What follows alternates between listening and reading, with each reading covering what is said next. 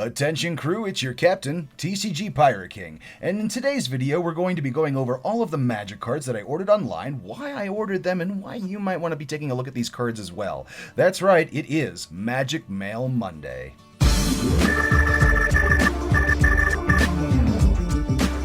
Alright, so as you'll probably note in the top left corner of my screen over here, you'll see a stack of cards. These are the cards that have come into the mail and I'm going to be talking about today. And if you look over here on the right, this is our little treasure chest that is going to accumulate cards, and occasionally I'll throw a card that I'm talking about or two or maybe even three into this box. You never can tell. And remember that to share in the spoils, to share in the treasure, you do have to be a subscriber, and I guarantee you it's important to keep track of what cards are in that box. For information as to what cards are in that box, I do recommend taking a look at previous videos, for I plainly show every time that I put a card into that treasure chest. Alright, without any further ado, let's dive in. For the first card I'm going to talk about, I'm going to begin with Arcane Endeavor. I guess it makes sense alphabetically, it is an A after all. And the wonderful thing about this card in particular is that it is a rolled 2d8 kind of card.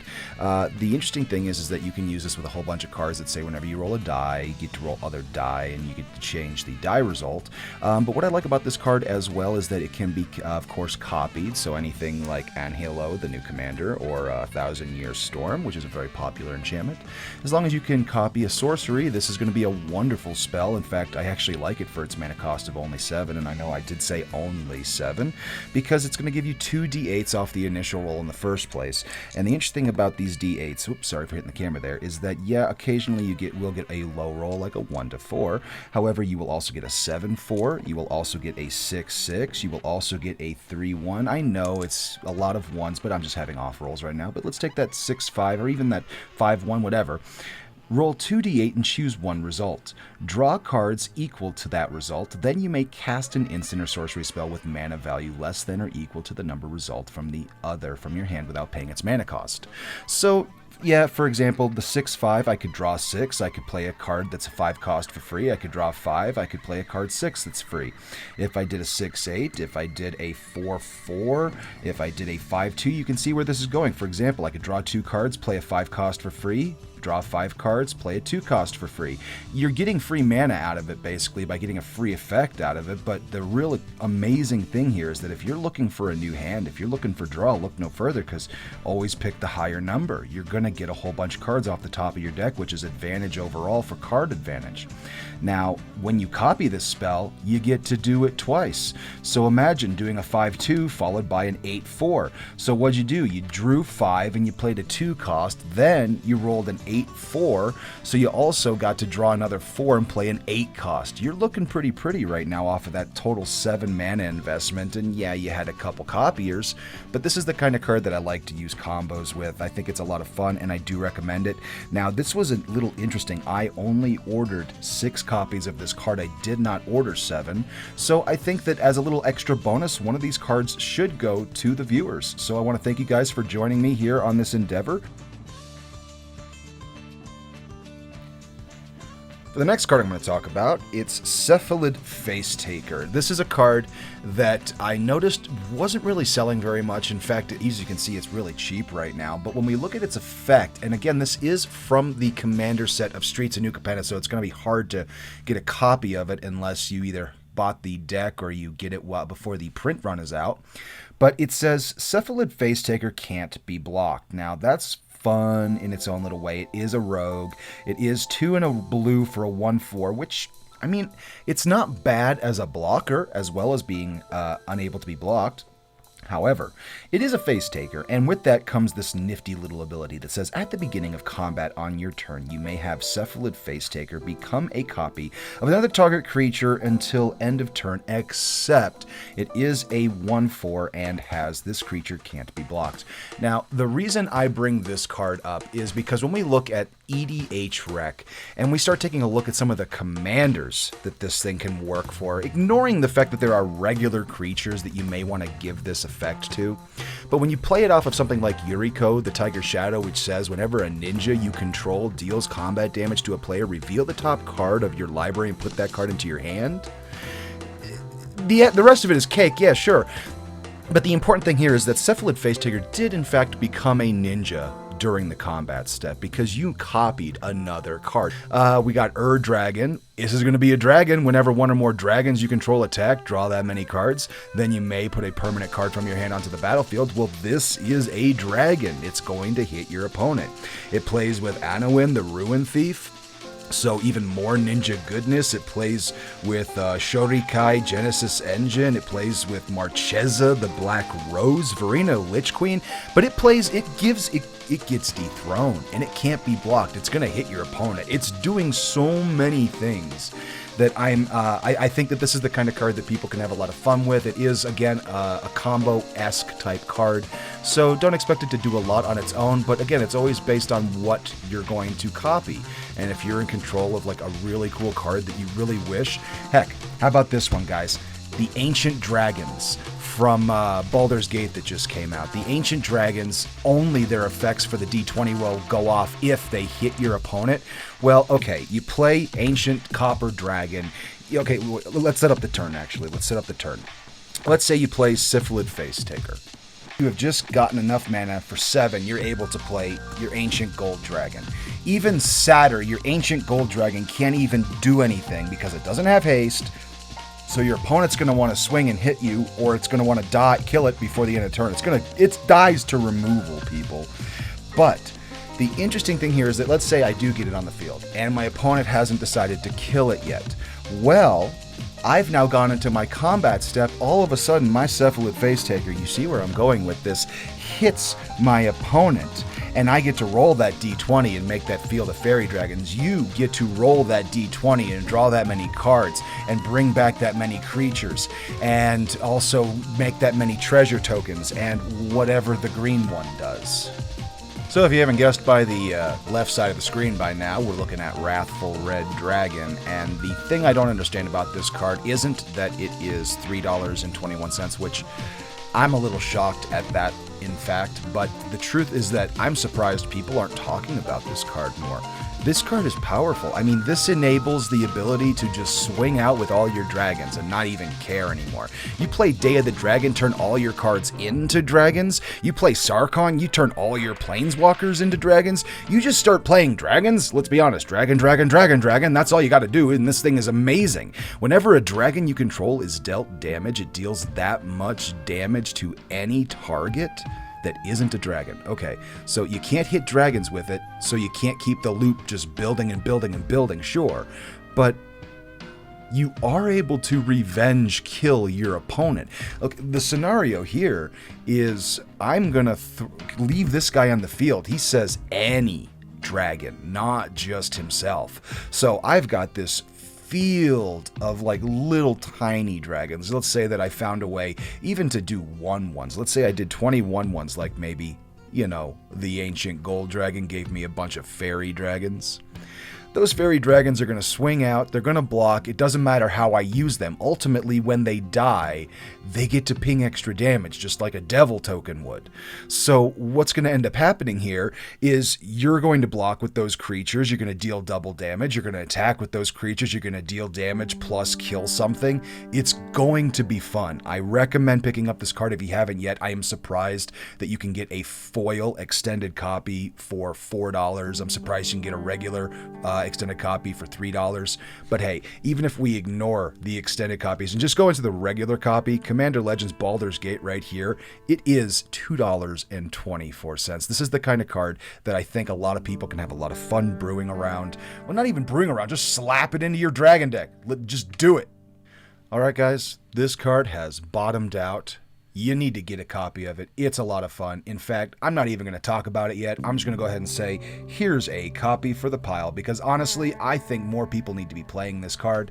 It is too fun of a card to ignore any further. It says tokens you control have tap and add green mana, choose a background. Who the heck is playing this as their commander? It is specifically for your 99. And if you're playing any form of token tribal, you are going to be in love with this card, because all your elves are now going going to be mana dorks, which they weren't already. All your zombies in Golgari and Sultai are now going to be mana dorks.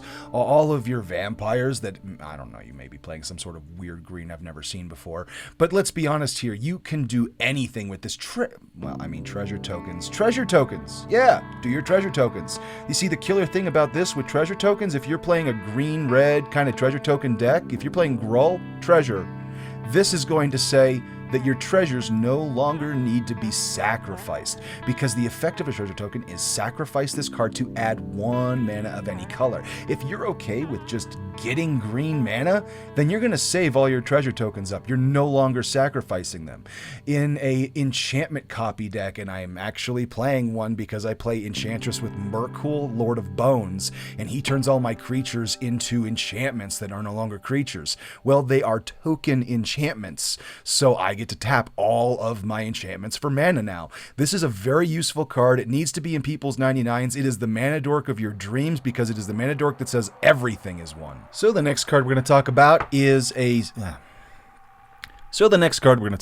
speculation because of a current card that has been released with Dominaria United. It is Zirium Golden Wind.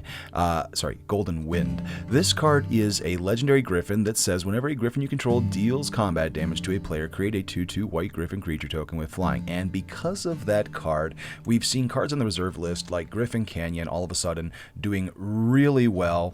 And with that in mind, it's going to bring us to our next card. Now, when we look at this card, it is on the reserve list and from Homelands. This is Anaba Ancestor. It says Summon Ghost. It is in itself not a Minotaur. However, it does say target Minotaur gets +1/+1 until end of turn.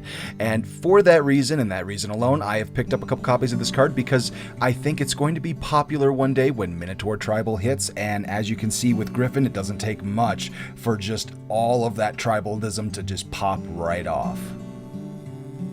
With our next card on the list, we're going to be talking about Willow Priestess. This is a card that I'm speccing alongside Fairy Noble, and you'll remember when we were talking about Fairy Noble last week, what we were talking about was how Throne of Eldraine is getting a sequel set. We are going back to Eldraine at the end of 2023, and it's going to be a set that is going to be specifically located in the Fey Wilds, not in the Court of Camelot as they were doing it before. So with that in mind, and knowing that there are fairies, in fact, one of the primary commanders and one of the most popular commanders in the game was a commander who was from Eldraine and a fairy, it is safe to believe that fairies will be making a showing in this game. So I believe that fairy tribalism is also going to pop off, and yet another reason to pick up this card if you haven't already before it starts to be a card that is more talked about and noticed.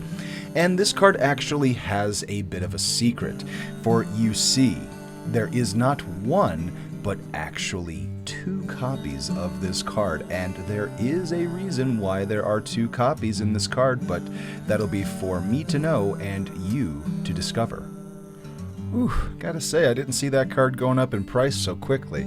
I was kind of hoping to pick up a copy. However, there is one other card that people should be taking a look at besides Timeless Lotus, and that card I'd like to remind people about is Fist of Suns. Now, Fist of Suns is the kind of card that's going to combo really well with Timeless Lotus, because Timeless Lotus, as you know, is going to tap and give you Wooburg. Well, what if I told you there was a colorless card that only costs 3 mana, and you may pay Wooburg rather than pay the mana cost for spells that you cast? That's right, this 2-card combo is now going to turn all of your cards into just play me.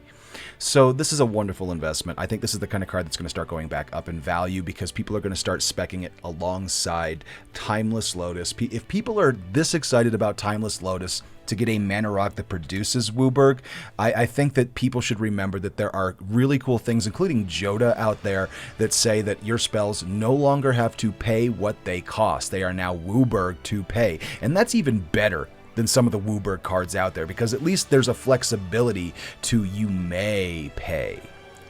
I made sure to order a playset of Gala Greeters. I have a weakness for cards that are promos, specifically the buy a box promos and box toppers.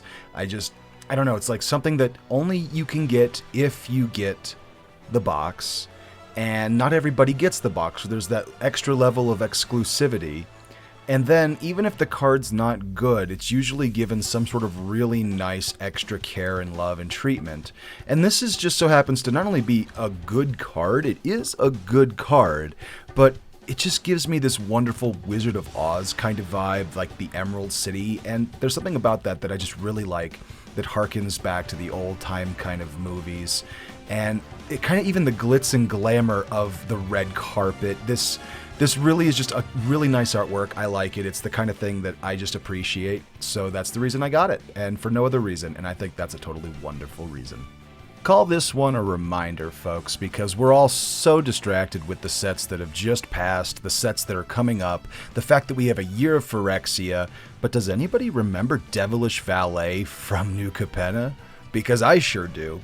Did you know that this card has a 2-card combo with Army of the Damned, which says summon out 13 creatures? Now, if we were to do that math together and we start to think about just what this creature is capable of, remember, it is trample and haste. So whatever turn you play this card, you're gonna be able to hit with whatever his power ends up being. But if you have enough mana and you're able to do Army of the Damned,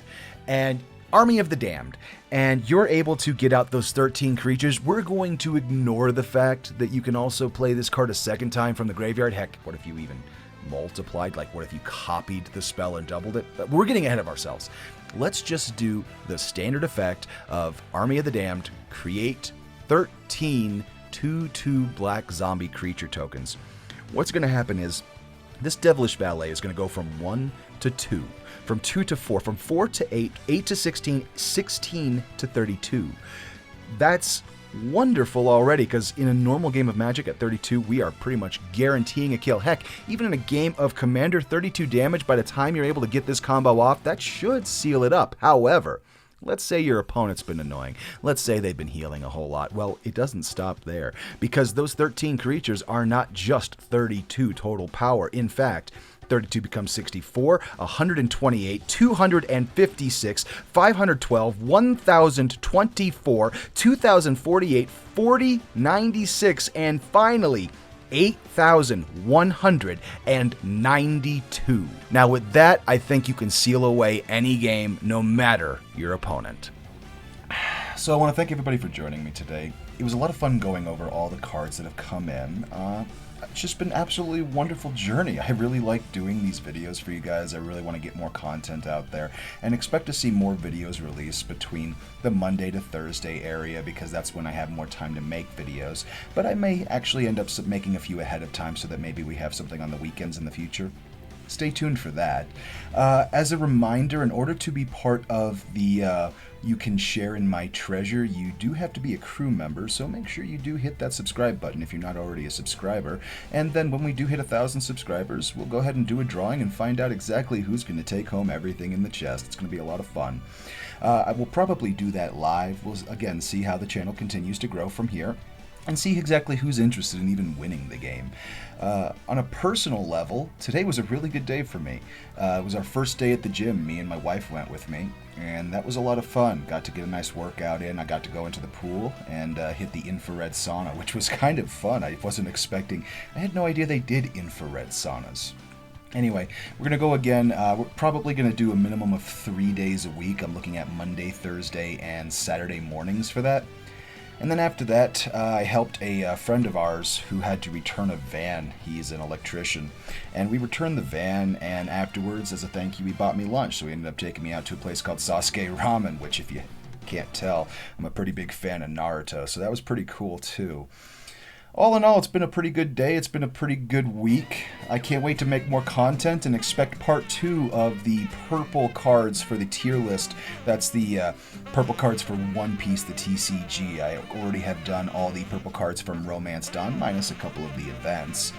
But expect to see the remainder of that tier list coming out this week, and I will also be working on other announcements and videos for the channel. Again, I want to thank everybody for joining me. This is exactly what I like doing. It's a lot of fun. I like talking. I like being able to do this kind of stuff for you guys, and I hope the community gets to continue to grow. I love you all.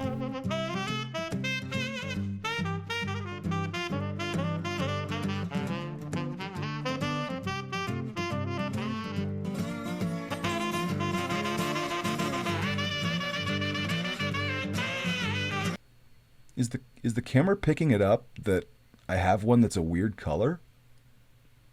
Is that what is that?